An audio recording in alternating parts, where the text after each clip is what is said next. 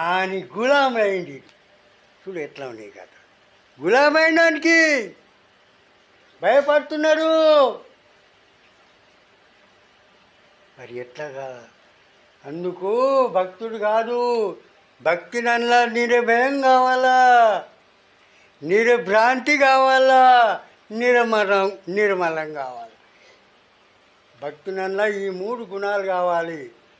నిర్మలం కావాలా, మనసు తనువు మనసు వాచతోని దేహం నిర్మలం, తనువు మనసు వాచ నిర్మలం కావాలా, నిర్భయం కావాలా. మనం అడుగడుగునా భయపడుతున్నాం. అయ్యో ఏమవుతుందో, అయ్యో ఏమవుతుంది, ఇంట్లో గువ్వది వచ్చింది ఏమవుతుందో, ఇంట్లో పెద్ద పిచ్చే చేస్తుంది ఏమవుతుందో, ఉడుపు వచ్చింది ఏమవుతుందో. అవు ఎట్లా ఇక. అరే నీకంటే ఆ గోదలు కొట్టాలకు తొక్కిన గోదలకు భయం లేదు, నీకెందుకు ఇంత భయం? ఆ గోదలు భయపడుతున్నా, కొట్టాల ఉడుపు తెచ్చినా భయపడే, పెద్ద పిచ్చ దొప్పినా వీటికి భయం లేదు, పిల్లి అడ్డం పోయినా వీటికి భయం లేదు. ఇంటికి అన్నిటికీ భయం ఉన్నది. ఇంటికి పిల్లి అడ్డం పోయినా భయమే, తుమ్మినా భయమే, ఆర్చామే. ఇక మంచినా ఇంకా అట్లా నేను మంచిని, నీకంటే ఆ గోడలు నయం. అరే మంచి అన్నప్పుడు మంచిది బుద్ధి కావాలా. నిర్మలం మన తనువు మనసు వాచ నిర్మలం అయిందంటే ఆయనకి భయము ఉండదు, భయం ఆటోమేటిక్ పోతుంది. నిర్భయం కావాలా, నిర్భ్రాంతి కావాలా. నిర్భ్రాంతి అంటే అజ్ఞానం అంత దూరం కావాలా. ఈ 3 సాధకులకు భక్తుని లక్షణాలు. అందుకు చదువు నేర్చి డిగ్రీలు పొంది వివేకము మాట మర్చింది. అంత చదువులు నేర్చి కూడా ఏం మతలం ఉన్నాయి భయ్ నీకు? అంత డిగ్రీ నేర్చినావు, వకీల్ అయినావు, జడ్జ్ అయినావు, ఏమో మినిస్టర్ అయినావు, అయినా కానీ మూఢనమ్మకాలు పోకర్లేయాలి. ఒకరు గంగల పాలు పోస్తున్నారు. గంగదేవిని ప్రసన్నం చేస్తున్నారు. అలా వాడు పురం వచ్చినప్పుడు అలా వాడు గంగాదేవిని కాపాడుతున్న మరి అలా ముంచుతారు.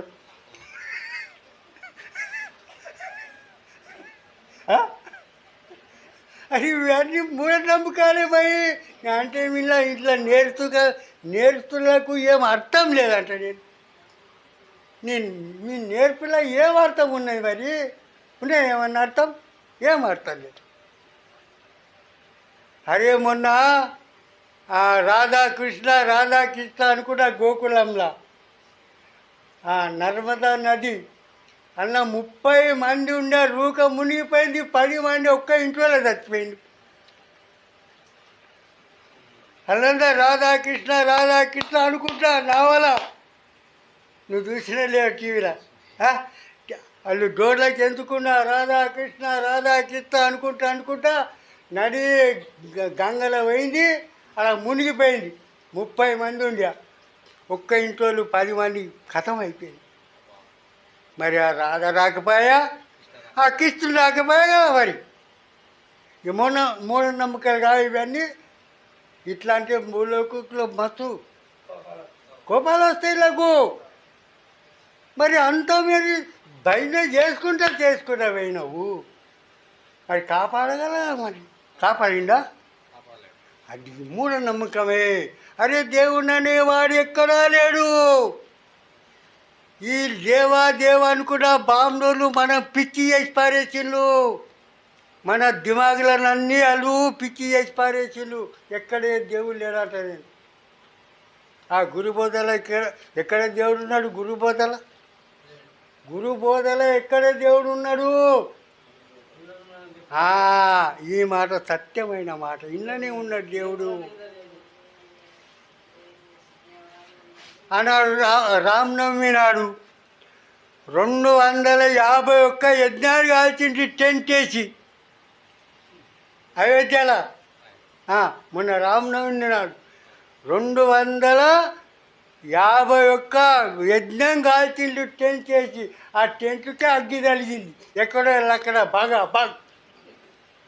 మరి రాముని కాపాడలేక ఇట్లాంటి మస్తు కోపాలు వస్తాయి ఇలాగ వీళ్ళకు. అందుకనే నా కోపాలు పాపులు కాకుండా మీరు మంచిగా ఇనులు ఇంటే మీకేమన్నా అర్థమవుతాయి. బట్టి కోపాలు పాలు కాగిన ఏం లాభం లేదు కదా. మరి కాపాడు ఉండే కదా మరి రాములు మరి కాపాడినా. అది ఎక్కడ ఓడి కాపాడటం లేడు భయ్. నిన్ను కాపాడాల గురుదేవుడే. గురుదేవుని కంటే గొప్ప దైవం ఎక్కడా లేదు. ఏ దేవుడు నీకు జ్ఞానం ఇస్తున్నాడా? ఏ దేవుడు నీకు జ్ఞానం చెప్తున్నాడా? జ్ఞానం వాళ్ళు చెప్తున్నారు గురుదేవుడు.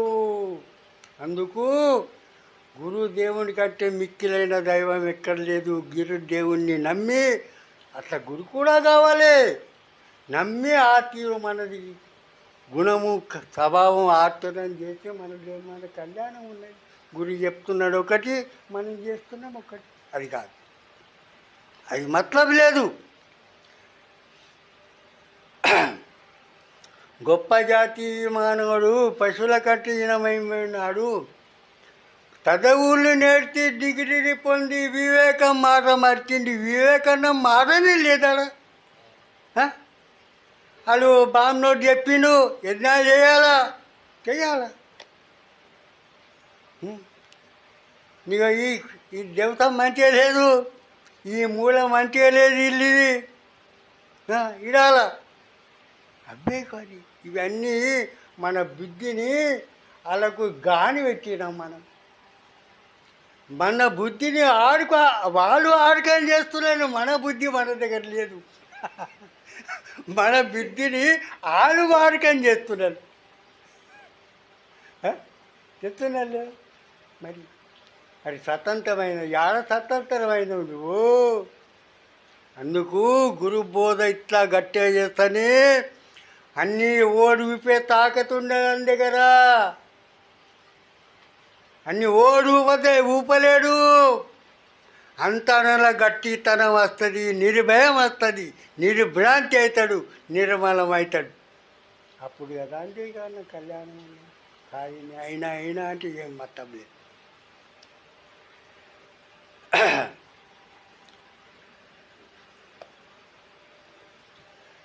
కనీ పెంచిన వాళ్ళని తొక్కు, ప్రాణము లేని బండకు మొక్కు. చూడు, నీకు కన్నలు పెద్ద చేసిండ్రు, వాళ్ళని తొక్కుతున్నావు. ఆ కానిపోయిన రాళ్ళని పట్టుకొని మొక్కుతున్న గత్త ఉల్టా అయిపోయింది. మన బుద్ధి అంతా ఉల్టా అయిపోయింది. అరే నీ తల్లి నీకు 4 ఏళ్ళు నీ గుద్ద కడిగింది, తానం వచ్చింది, నీ సేవ 4 ఏళ్ళు చేసింది. అప్పుడే నీ తల్లి పిసికేసిన వాటికే చూస్తుంటే ఆ దగం. అప్పుడే నీ తల్లి పుట్టినప్పుడే పిసికేసిన వాటికే చూస్తుంటివా దగము. చూస్తుంటివా? ఓళ్ళ పుణ్యంతో చూస్తున్నావు నువ్వు. తల్లి తండ్రి. అందుకు వేదాలకు అంటున్నాయి, మాతృదేవో భవ, పితృదేవో భవ, ఆచార్య దేవో భవ. వీళ్ళే దేవుళ్ళు. మనం వీళ్ళని ఇడిచబెట్టినాము, ఎటో పోతున్నాము. దేవుళ్ళు అనుకుంటా పోతున్నాం అటు ఇటు. ఎక్కడే దేవుడు లేడు. ఇలా సేవలు చేస్తున్నాం మనం. తల్లిని తండ్రి అంటలేడు, తండ్రిని తండ్రి అంటలేడు. ఇక రాళ్ళకు పోయాడు, అటు భోజనాలు పెడుతున్నాడు, పంక్తులు లేపుతున్నాడు, ఉండిలే పైసలు ఎత్తున్నాడు. ఎందుకు? మోక్షం దొరుకుతుంది. మోక్షం లేదు, నీకు నరకం ఉన్నది. తల్లిదండ్రిని తిప్పలు పెట్టినోనికి నరకమే ఉన్నది. తెలుస్తున్నాయి వాళ్ళకు, తెలుస్తలేదు. అందుకు తల్లిదండ్రి కంటే మిక్కిలైన దైవం లేదు. తల్లిదండ్రి సేవలు చేసినోడు ఏమన్నా సాధిస్తాడు. తల్లిదండ్రి తిప్పలు పెట్టిన ఆడు సుఖపడడు, ఆడు జీవితంలో ఆడు సుఖపడనే పడడు. దీని మీద ఒక నేను ఉదాహరణ చెప్తా.